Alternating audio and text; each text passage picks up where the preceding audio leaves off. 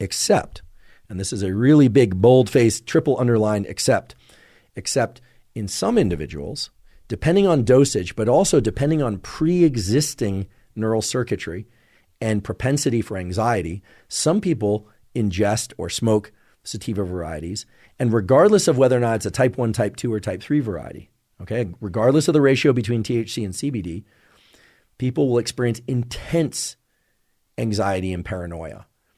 Now, how do you predict who will experience intense anxiety and paranoia and who will experience intense relaxation, focus, and sense of creativity from ingesting or smoking a type 1, type 2, or type 3 sativa? Well, there is no way to predict that. And there's a lot of kind of what I would call street lore or dorm room lore or kind of not peer reviewed, but sort of peer discussed, I mean, among friends and people and acquaintances, lore out there that what one needs to do is simply smoke more, right? Or just ingest more. You hear that. Oh, well, listen, if it makes you paranoid, you simply need to use more. That is absolutely categorically false.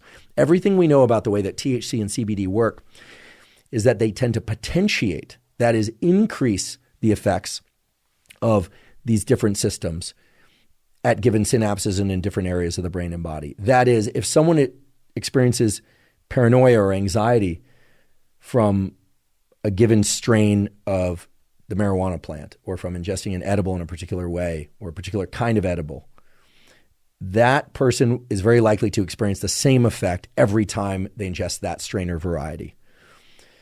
This is part of what's led to this enormous industry. I mean, there are a number of different reasons, but this is part of what's led to this enormous industry of highly customized cannabis, where people will spend some time really seeking out the different strains of cannabis and hybrids of cannabis that work best for them and work best for them in particular contexts.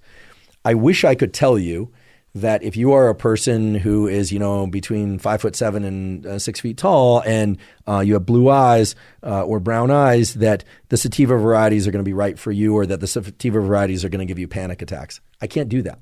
The only way to determine it would be to actually experience ingesting those or smoking those, which is certainly also not what I'm suggesting, right?